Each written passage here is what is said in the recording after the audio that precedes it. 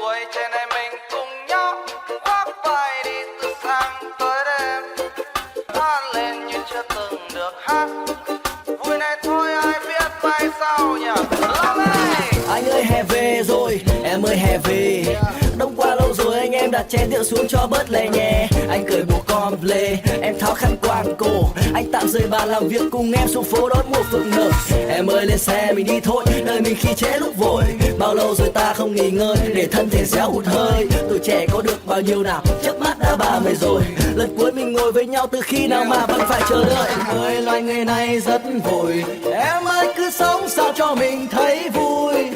Sống như ta chưa từng được sống, cầm bàn tay nhau đi qua đêm dài. Tuổi trẻ này mình cùng nhau khoác vai đi từ sáng tới đêm, hát lên như chưa từng được hát. Vui này tôi ai biết mai sau. Em ơi, đời loài người này ngắn lắm, cứ chi ai ôm hết âu lo. Sống như ta chưa từng được sống, cầm bàn tay nhau đi qua đêm dài. Em ơi, dù cho mai này có ra sao thì em hãy nhớ bao nhiêu sầu lo sẽ qua màu. Mọi chuyện sẽ ổn thôi khi ta còn yêu đời. Bao nhiêu gian nan sóng gió cũng khó ngăn cho đôi môi ta nở nụ cười mà ông ơi. Cuộc đời này còn dài được bao lâu, đôi chân ta đã đưa ta lang thang đi xa những đầu. Trước mắt tuổi trẻ rồi cũng sẽ trở thành ngày hôm qua, nên ta cứ sống vui đi vì hôm nay là món quà. Và chúng ta đang trải qua những ngày đẹp nhất trong cuộc đời, rồi đã có những lúc thất vọng chán chường mà nước mắt cứ buồn rơi. Cả năm vui được mất từng đánh cực tất vào cuộc chơi, rất nhiều lần vấp ngã nhưng vẫn bất chấp tất cả không chịu buông xuôi. Sống trưởng thành cho tuổi thanh xuân không tiếc nuối. Tuổi trẻ này mình cùng nhau khoác vai đi từ sáng tới đêm, hát lên như chưa từng được hát. Vui này tôi ai biết mai sau. Em ơi, đời loài người này ngắn lắm, cứ chi ai ôm hết âu lo. Đừng ôm âu lo vào người Sống như ta ơi, chưa từng được sống, chưa từng được sống. cầm bàn tay nhau đi qua đêm dài.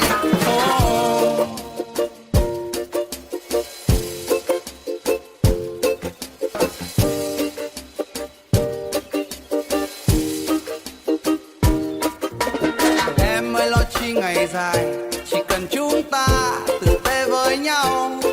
Nhớ mai cho ông rời sập xuống, nhớ mai ta không còn thấy nhau. Anh ơi gian chân đời mình phải buồn hết đêm là sẽ héo ngâu. Khoác vai anh em này đi tiếp, trước mắt ta con đường vẫn đường.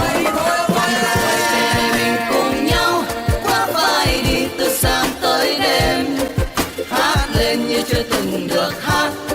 Vui này thôi ai biết mai sau. Đời loài người này ngắn lắm, cứ chi ai ôm hết âu lo.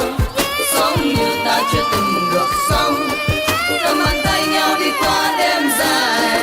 Tuổi trẻ này mình cùng nhau khoác vai đi từ sáng tới đêm, hát lên như chưa từng được hát.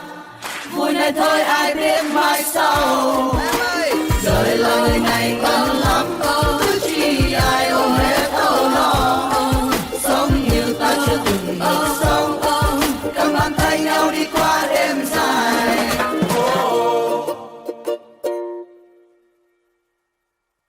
Tuổi trẻ này mình cùng nhau khoác vai đi từ sáng tới đêm, hát lên như chưa từng được hát. Vui này thôi ai biết mai sau nhỉ. Anh ơi hè về rồi, em ơi hè về. Đông qua lâu rồi anh em đặt chén rượu xuống cho bớt lè nhẹ. Anh cởi bộ comple, em tháo khăn quàng cổ. Anh tạm rời bàn làm việc cùng em xuống phố đón mùa phượng nở. Em ơi lên xe mình đi thôi, đời mình khi trễ lúc vội. Bao lâu rồi ta không nghỉ ngơi, để thân thể réo hụt hơi. Tuổi trẻ có được bao nhiêu nào, trước mắt đã 30 rồi. Lần cuối mình ngồi với nhau từ khi nào mà vẫn phải chờ đợi. Em ơi loài người này rất vội, em ơi cứ sống sao cho mình thấy vui. Sống như ta chưa từng được sống, cầm bàn tay nhau đi qua đêm dài. Tuổi trẻ này mình cùng nhau khoác vai đi từ sáng tới đêm, hát lên như chưa từng được hát.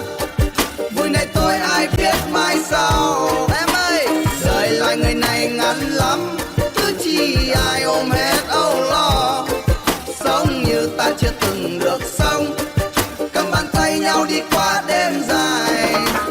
Em ơi, dù cho mai này có ra sao thì em hãy nhớ bao nhiêu sầu lo sẽ qua màu.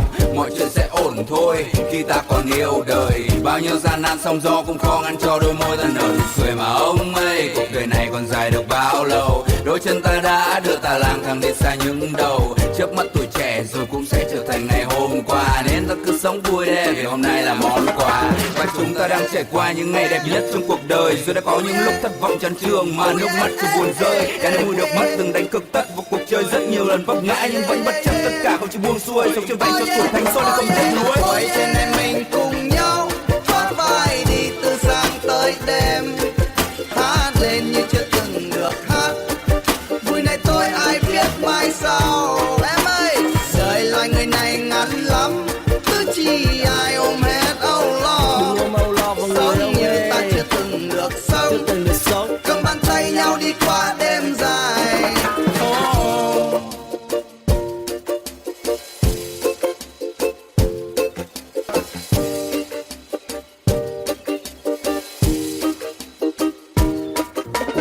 Em ơi, lo chi ngày dài, chỉ cần chúng ta tử tế với nhau.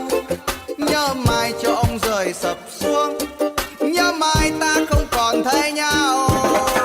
Anh ơi, gian chân đời mình phải buồn hết đêm là sẽ héo ngâu. Khoác vai anh em mình đi tiếp, trước mắt ta con đường vẫn đường.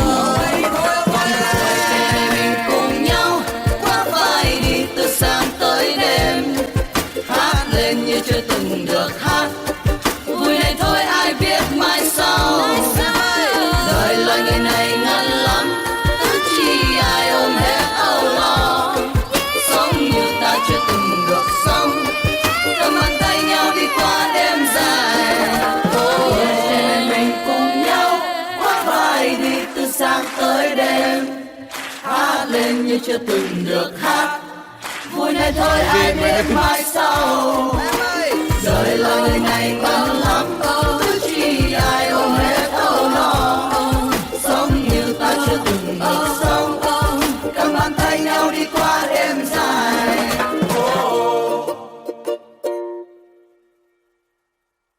Tuổi trẻ này mình cùng nhau khoác vai đi từ sáng tới đêm, hát lên như chưa từng được hát. Vui này thôi ai biết mai sau nhỉ. Anh ơi hè về rồi, em ơi hè về. Đông qua lâu rồi anh em đặt chén rượu xuống cho bớt lè nhẹ. Anh cởi bộ comple, em tháo khăn quàng cổ. Anh tạm rời bàn làm việc cùng em xuống phố đón mùa phượng nở.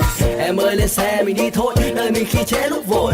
Bao lâu rồi ta không nghỉ ngơi, để thân thể réo hụt hơi. Tuổi trẻ có được bao nhiêu nào, trước mắt đã 30 rồi. Lần cuối mình ngồi với nhau từ khi nào mà vẫn phải chờ đợi. Người loài người này rất vội, em ơi cứ sống sao cho mình thấy vui.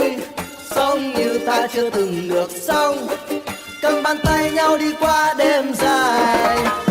Vậy trên này mình cùng nhau khoác vai đi từ sáng tới đêm, hát lên như chưa từng được hát. Vui này tôi ai biết mai sau. Em ơi, đời loài người này ngắn lắm, cứ chi ai ôm hết âu lo. Sống như ta chưa từng được sống, cầm bàn tay nhau đi qua đêm dài. Em ơi, dù cho mai này có ra sao thì em hãy nhớ bao nhiêu sầu lo sẽ qua màu. Mọi chuyện sẽ ổn thôi khi ta còn yêu đời. Bao nhiêu gian nan sóng gió cũng khó ngăn cho đôi môi ta nở nụ cười mà ông ơi. Cuộc đời này còn dài được bao lâu, đôi chân ta đã đưa ta lang thang đi xa những đầu. Chớp mắt tuổi trẻ rồi cũng sẽ trở thành ngày hôm qua, nên ta cứ sống vui đi vì hôm nay là món quà. Và chúng ta đang trải qua những ngày đẹp nhất trong cuộc đời, rồi đã có những lúc thất vọng chán chường mà nước mắt cứ buồn rơi. Cả nơi được mất từng đánh cực tất vào cuộc chơi, rất nhiều lần vấp ngã nhưng vẫn bất chấp tất cả không chịu buông xuôi. Sống trên tay cho tuổi thanh xuân không tiếc nuối. Vậy trên này mình cùng nhau thoát vai đi từ sáng tới đêm, hát lên như chưa từng được hát. Vui này tôi ai biết mai sau. Em ơi, đời loài người này ngắn lắm, cứ chi ai ôm hết âu lo. Đừng ôm âu lo vào người Sống ông như ơi, ta chưa từng được sống, chưa từng được sống. cầm bàn tay nhau đi qua đêm dài.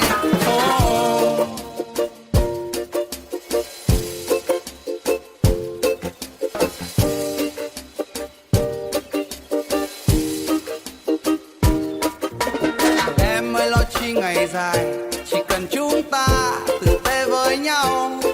Nhớ mai cho ông rời sập xuống, nhớ mai ta không còn thấy nhau. Anh ơi gian chân đời mình phải buồn hết đêm là sẽ héo ngâu. Khoác vai anh em mình đi tiếp, trước mắt ta con đường vẫn đường. Còn lại mình cùng nhau khoác vai đi từ sáng tới đêm, hát lên như chưa từng được hát. Vui này thôi ai biết mai sau. Đời loài người này ngắn lắm, ước chi ai ôm hết âu lo. Sống như ta chưa từng được sống, cầm bàn tay nhau đi qua đêm dài. Mình cùng nhau khoác vai đi từ sáng tới đêm, hát lên như chưa từng được hát. Vui này thôi ai biết mai sau.